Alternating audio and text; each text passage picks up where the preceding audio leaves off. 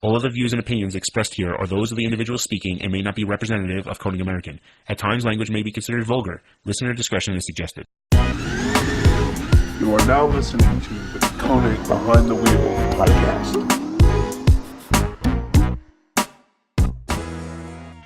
Scott kind of stole the mic for a minute. So going back to your battle, getting left with Turek there in top 32. Walk me through just like kind of real quick, like, you know, you had a lot of like really, I think very like legendary kind of almost famous Pro 2 battles with like Dylan Hughes, you know, over last year. But like, what do you think's the difference between, you know, lining up in tandem with like, you know, Dylan Hughes versus like, you know, seeing Brian Turek, who also kind of had to like build a car obviously really quick? I mean, I prefer the Pro 1 side. Not saying like the Pro 2 field isn't good, because that's not true. They're all there because they're great drivers, but they're also learning still. Like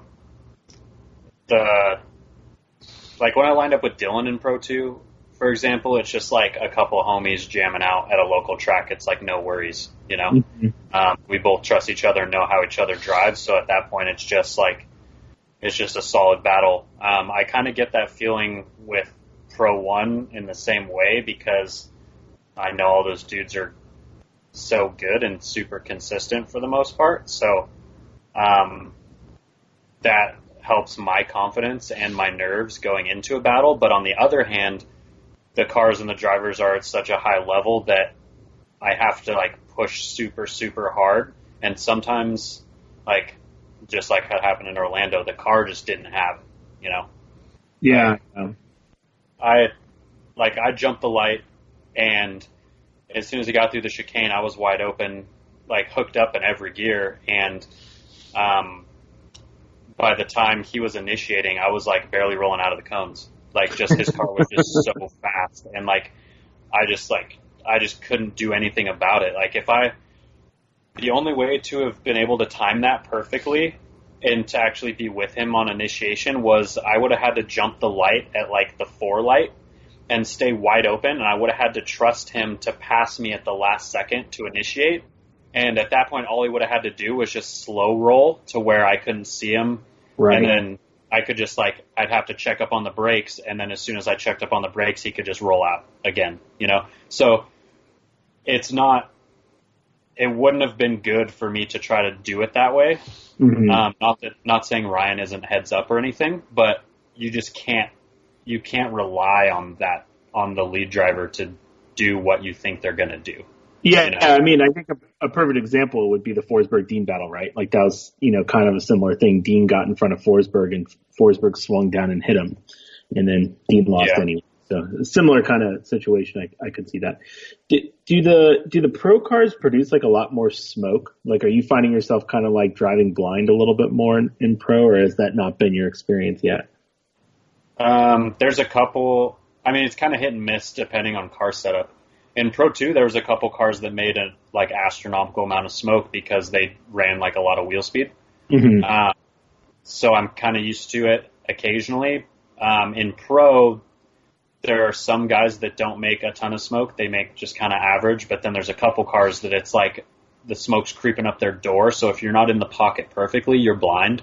And I think there's only 2 cars in Pro 2 I ever encountered that with. One was Brody Goebel.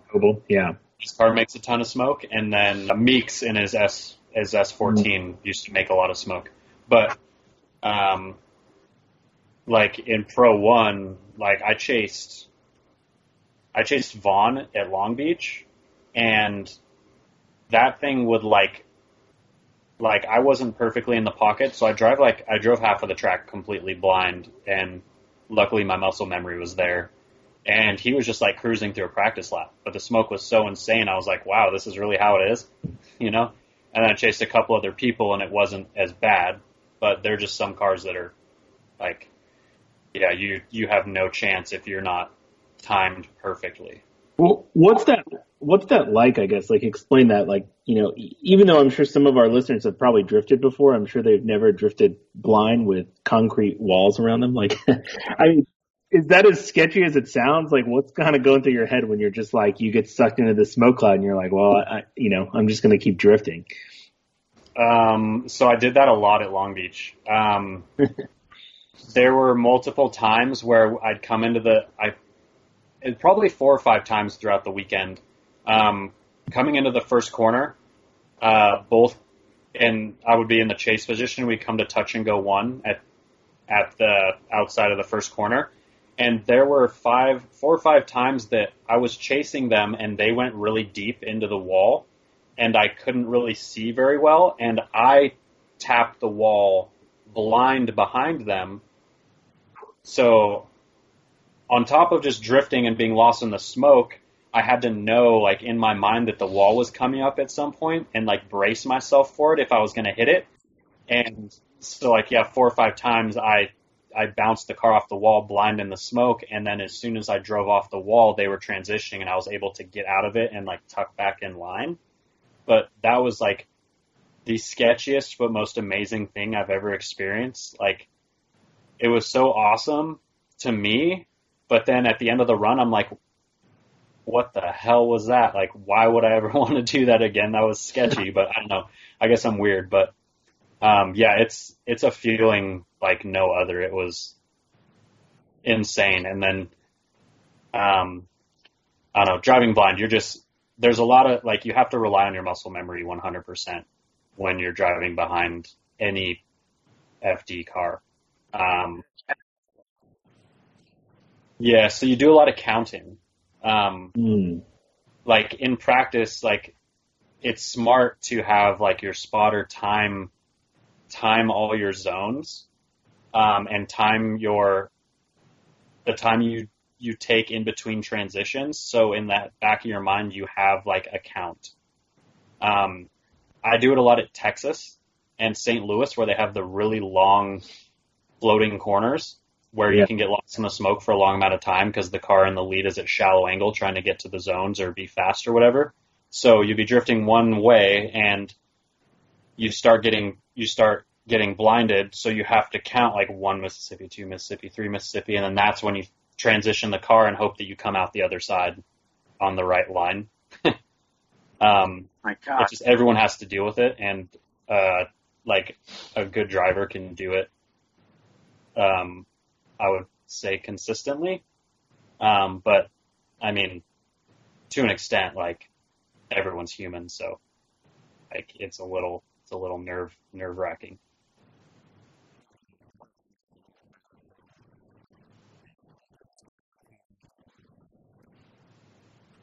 Yeah. It's like, I don't know. It's pretty wild. They need to find a way to like show that on the live stream more, I think. Like do some like GoPros like on the door sill or something. So like you could just see that there's no view. Cause listening to you talk about it's insane. But I imagine if you could like visualize it better, that'd be really cool. I think it'd be sick if they had in-car cameras on the live stream. Yeah, I agree. It'd probably be a lot better for judging too, but it might be worse in a sense that where people can see everything. It might be like there might be some positives, but might be some negatives to it. I'll say though that I don't know if you watch the live streams though, but that the drone view that they've been piping in is pretty sweet. Oh yeah, it's awesome. Yeah.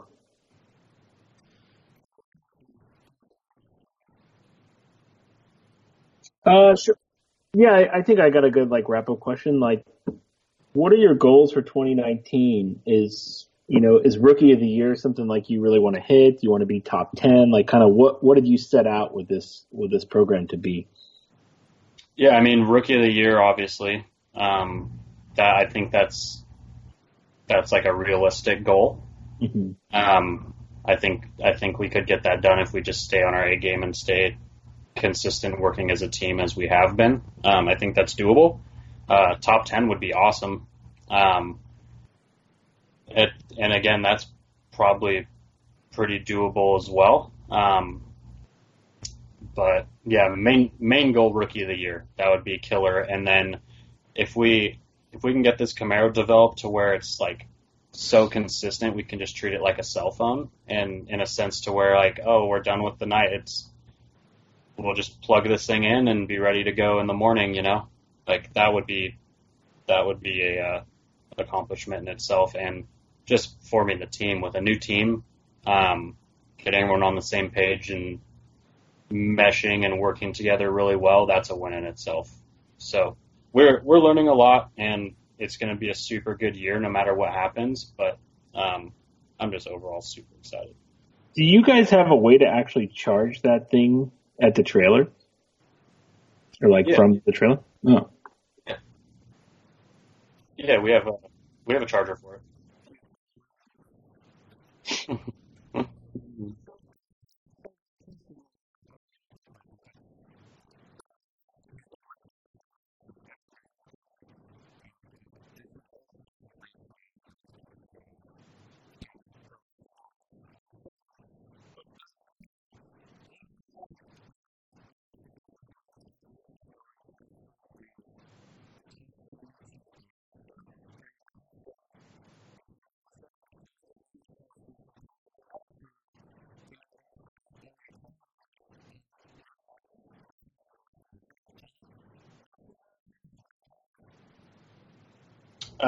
Yeah, that's one thing you really have to learn to do with this car. Like hearing throttle is something drivers are always used to. So not being able to hear throttle, you rely on your butt dyno a lot. So feeling the car and the vibration, like I guess like the resonation in the car, it's kind of hard to explain, but you can feel when the car's wheel speed loosen when it's gripping up, and like how the car's actually moving. So you just have to rely on kind of the seat of your pants feeling on how the car's driving. But in a tandem situation, it could probably help both parties now that I think about it. When I'm chasing someone, being able to hear all their throttle modulation and their commitment would be good as a chase driver.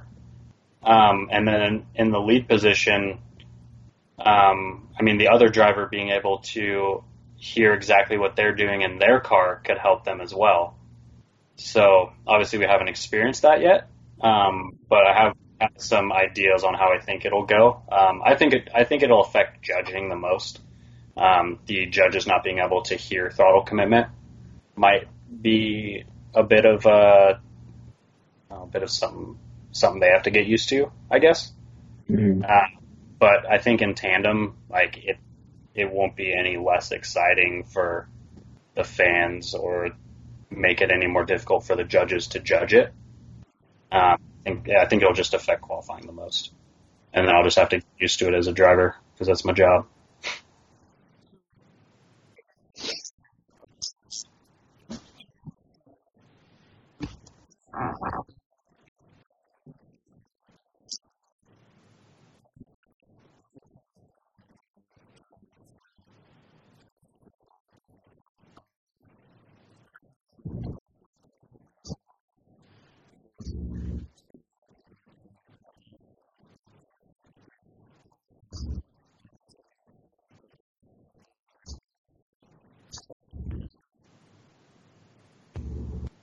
Yeah. I mean, we're like we're dead set on developing this car and making it reliable and competitive, and we're not going to stop until that happens. So, I mean, like we're progressing pretty quickly, and we're really excited at how fast we're learning things and how quickly everything's coming together. So I have no doubt that it'll hold its own weight in the near future for sure.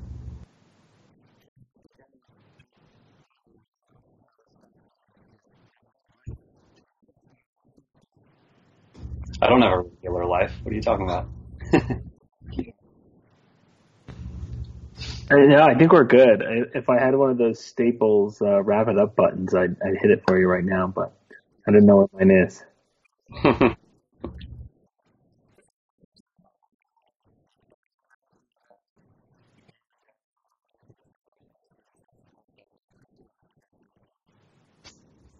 Oh no, you're good, man. It's always fun to sit down and talk about drifting with people, and I enjoy it.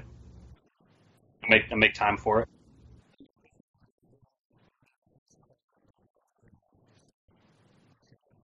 But yeah, we will be there.